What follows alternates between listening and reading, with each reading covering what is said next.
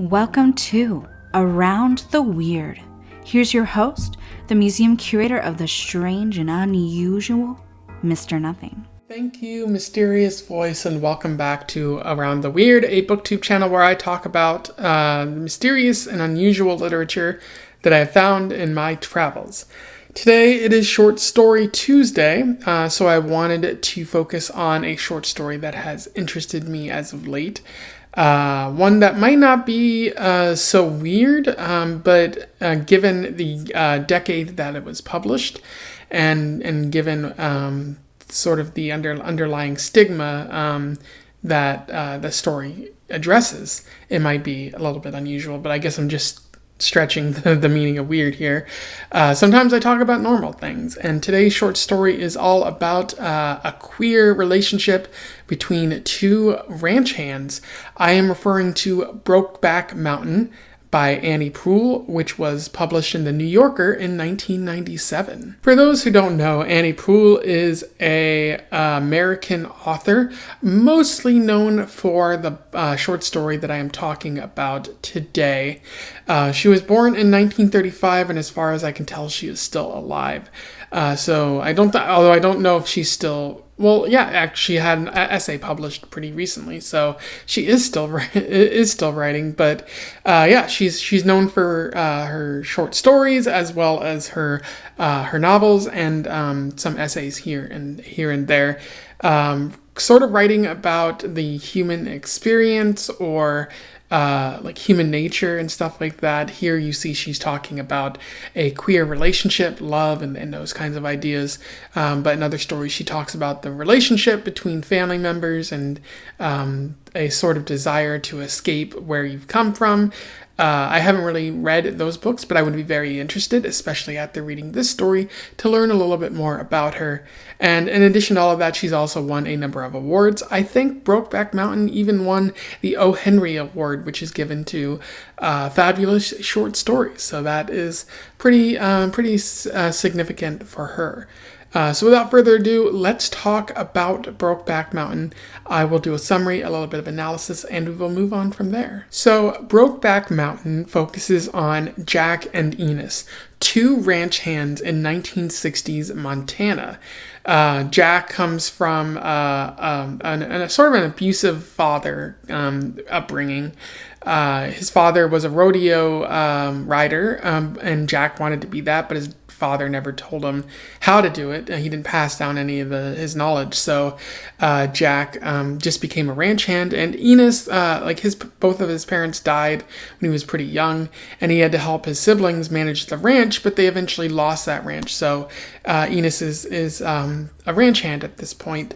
And they are both tasked with protecting sheep on the behalf of Mr. Aguirre on the trail, and they strike up a friendship as a result. Sometimes even more of a friendship, or something even more than friendship.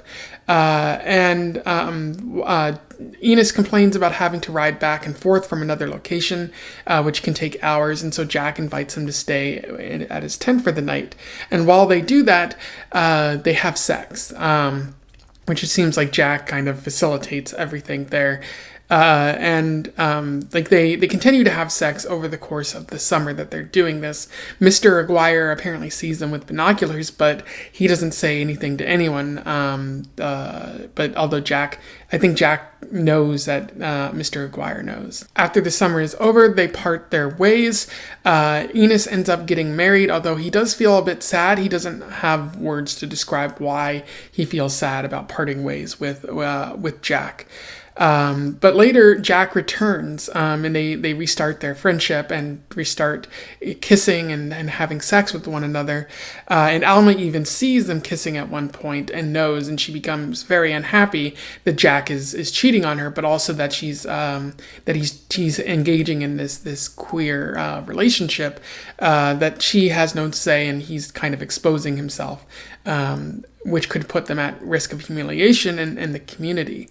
And they also have their own fear of discovery. Jack particularly noting that others have been beaten to death when they've been discovered by more masculine men in the community. And so they just strive to keep it as quiet as possible. Time passes again over the years. Alma gets divorced from Ennis because, of course, she doesn't want to be in a relationship with someone who doesn't actually love her or is focused on loving another person at the time. Jack gets a promotion to work for his father-in-law's sort of a farming company, and he does pretty well for himself. But doubts begin to form about the relationship, especially as things get harder for Ennis and Alma, and they question whether they should be in this relationship in the first place, with Ennis even saying, "I wish I knew how to quit you," admitting that he does love Jack, but this is creating a stressful burden for him to be in this relationship. And they do part ways again. A short while later, Ennis finds out that Jack died in an accident. But when he calls Jack's wife, she's a bit cold to him, but she does say that the specific circumstances of his death, like he died in an accident, but Ennis suspects that it might have been like a tire iron or something, that they might have found out that he was queer and killed him as a result, although there doesn't seem to be any proof of that. And then Ennis visits Jack's parents in order to get his ashes, because it turns out that Jack wanted to be buried on, or like have his ashes spread on Brokeback Mountain, the scene of their first encounter or relationship with one another. And Ennis comes to realize that Jack has mementos and really valued the time that they spent together. And as the story comes to a close, Ennis just notes that he has dreams of Jack, but he doesn't have the language or really the understanding to note why it's important to him, or what the relationship meant and why it was so significant. And that's where the story ends there. In terms of analysis, there's obviously more to it than that. But one of the big ideas that Proulx is working with here is that of gay or bisexual relationships. I feel it's unfair to call it a gay relationship because, as Jack and Ennis both note, they both like women. They don't mind having sex with women, so there seems to be like no singular preference for either of these individuals. But I do think it's the wrong idea to question whether it is gay or bisexual. What the most important idea here is that this story is centered on a socially unaccepted gay relationship. It takes place in Montana in the 1960s, and those two things should give you some understanding of why this relationship is socially unaccepted. Like the 1960s were never easy for LGBT individuals. I believe Stonewall even took place during the 1960s. But even now, like, things are difficult with people, but especially in the 1960s, if you were queer, there was a lot of discrimination going on, and people would react violently to you at times. But not only that, but it's in Montana, and the rural states like Montana, Utah, Colorado, those general places, they've never been easy for queer people, especially given that it's so isolated, and people might have certain expectations, certain beliefs about how the way should be, and they react violently towards queers in that way. So this relationship has a lot of obstacles in its place, a lot of messaging saying that this is not the way things should be, and they're both married to add like an additional obstacle. Because if they're with each other, that's cheating, and that's adultery, and that's another problem entirely. And I do like how Annie notes like the only bad thing about Ennis and Jack being together, because she doesn't really offer a value judgment about whether it's good or wrong, which I like. But like the only bad thing is that they're cheating on their spouses. Like, if they want to be together, they should never gotten married or use their wives as beards, because that makes them unhappy. But like, there's also an additional layer of like the wives don't want to be humiliated in front of the community when it's found out that their husbands are gay. It's not the gay relationship itself; it's more of the lying and the cheating that is seen as significant. And they're both worried about hate crimes, of course. So there's a whole lot of elements to this gay or bisexual relationship that's taking place in the story. Jack and Ennis have to hide. They have to keep things on the quiet. They're not even willing to acknowledge the relationship themselves, because again, they might have their own personal stigma against such relationships, and it's only, oh, we love each other, but we're not queer, we're something else entirely. And if anyone finds out, there's the personal humiliation, but of course there's also the threat of death. There's that sense of internalized homophobia, where you've been told all your life that homophobia is wrong, or like homosexuality is wrong, or that having a relationship with another man is inappropriate. And so you've come to believe that. And so when you do encounter, a queer, like another person that you're interested in that is the same sex as you, like that can be frustrating, it can be scary for you, and you have to combat that internalized homophobia. There is a fascinating quote that I would like to read to you from this. "As it did go, they never talked about sex, let it happen, at first only in the tent at night, then the full daylight with the hot sun striking down, at evening in the fire glow. Quick, rough, laughing and snorting, no lack of noises, but saying not a goddamn word, except once Ennis said, 'I'm not no queer,' and Jack jumping in with me neither. A one-shot thing, nobody's business but ours." And that kind of gets at the fear of being found out, but also the internalized homophobia. It's like, oh, I'm not gay or anything like that. This is just a different thing entirely.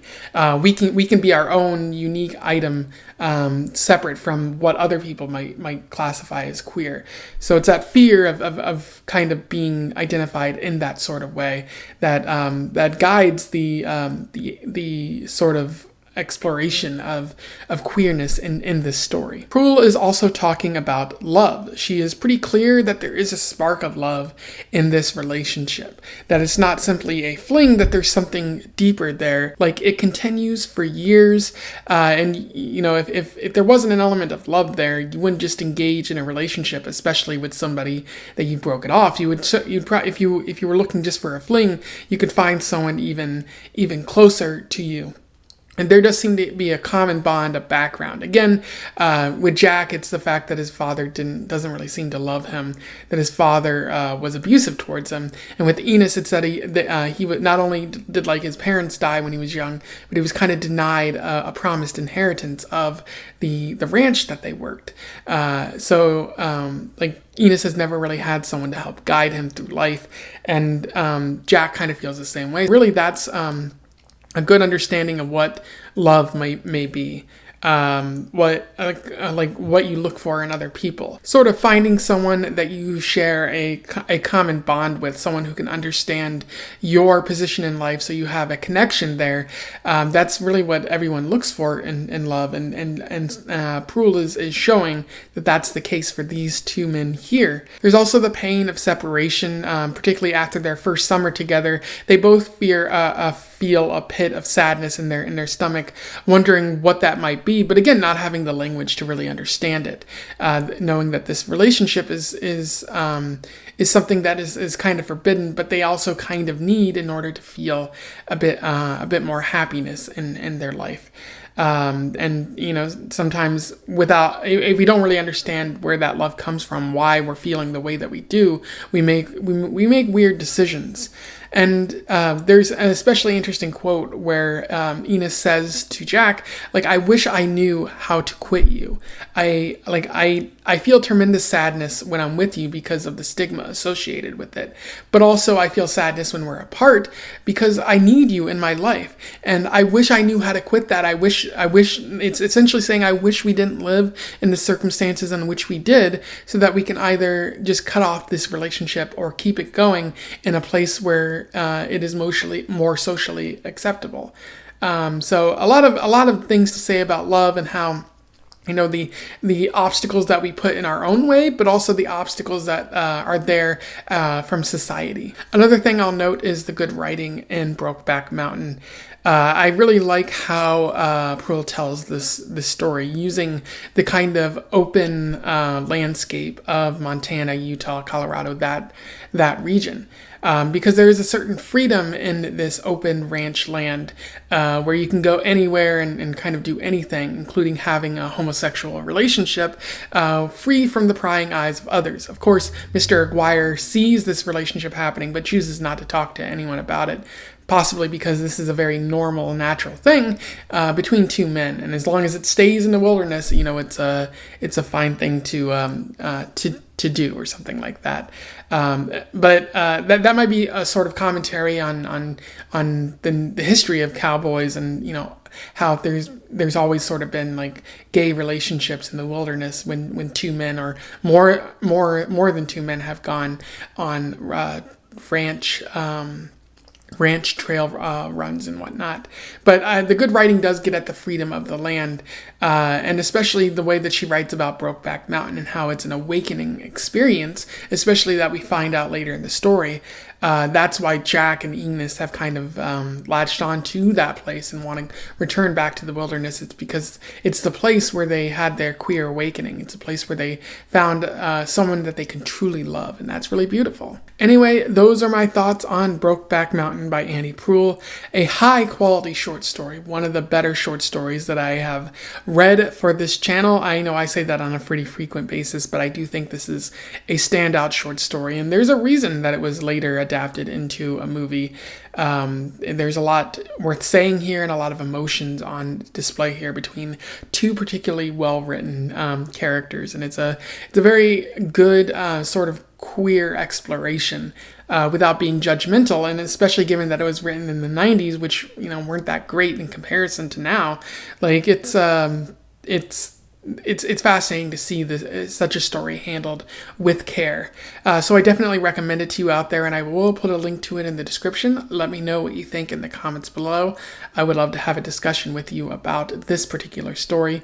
Otherwise, don't forget to like, share, or subscribe, or possibly join the Discord if you have more questions about books, or you just want to help other people find this story or this author if they don't know about them already. We can have a discussion about that too. And until then, I wish you the best of luck in your weird and wilderness travels. Farewell.